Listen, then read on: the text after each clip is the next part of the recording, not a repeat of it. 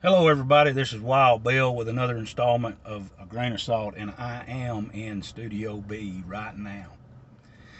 And just wanted to try to finish up this video about growing up spiritually and some things that's been on my mind.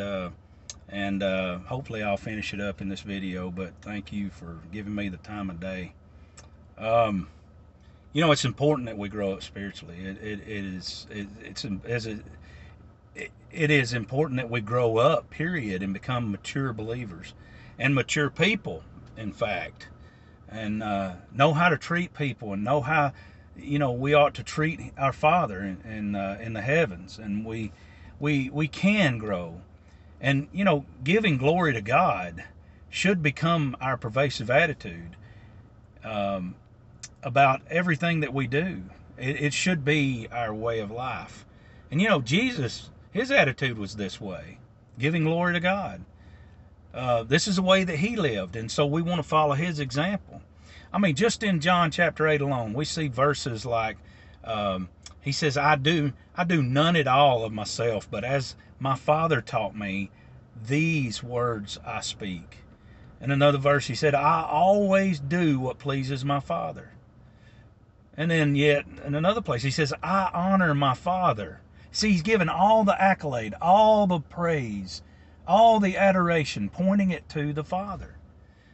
And then finally, in John chapter 8, he says, I do not seek my own glory at all.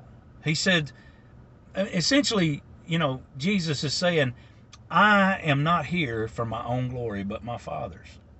Something as great as the plan of salvation for all of mankind. Whosoever will, and those that are the elect, the ones that are his sheep that he's been calling. Many are called, but few are chosen. The chosen ones, the ones that he says, I loved you. You didn't first love me. I loved you. And he says, you didn't choose me. I chose you. That plan for that to happen from eternity past to eternity future, whatever that is entailed in that. And all the way down to the menial, mundane thing of eating and drinking. Everything is for his glory.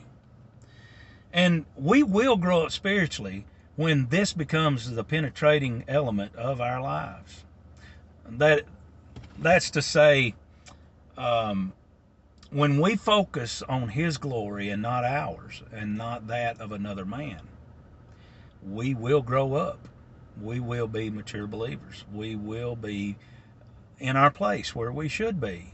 Not elevated, higher than we should, and not too low. We are right where we're supposed to be. We are his subjects. We are his people. And we are to give and bring adoration and glory to him. The attention should all be on him. We need to be careful not to be guilty of training our children to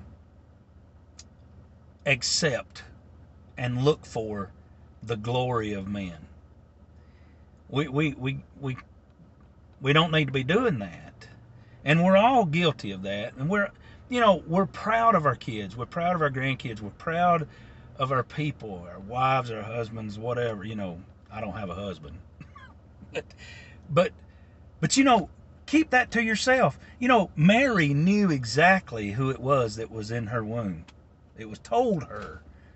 And it says she kept these things to herself. You don't have to put your kids out there as trophies. Look at how wonderful they are. Because they possibly could grow up thinking more highly of themselves than they should. People need to have a reality of who they are and where they stand with him.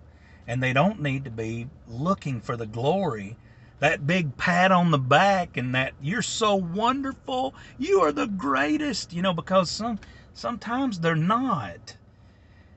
People need to be told, hey, you're a sinner. You need Jesus. You're not perfect. You need him. You're not great. And all this. We need to be careful about that. And so, what do the hypocrites do? Well, the Bible tells us how they act, and they're not giving glory to God. What does that look like? Sadly, it looks like a lot of us and what we do. You know, looking for attention and adoration and stuff is not just rampant out in the world.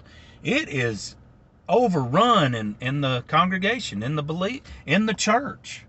We are so immature that we're constantly looking for the glory and adoration of men.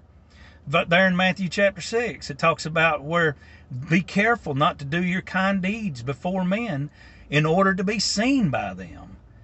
The hypocrite will blow a trumpet, verse 2 says. Blow a trumpet, even before and in front of the congregation or the church, to have or to gain or to get or to obtain glory of men. Even praying. You know, if you pray in front of men to get their praise and adoration, you know, you're wrong. You're a hypocrite. If that's why you do that, you know, it goes on.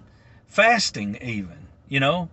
People disfigure their faces to appear to be fasting to men. They want that attention, you know.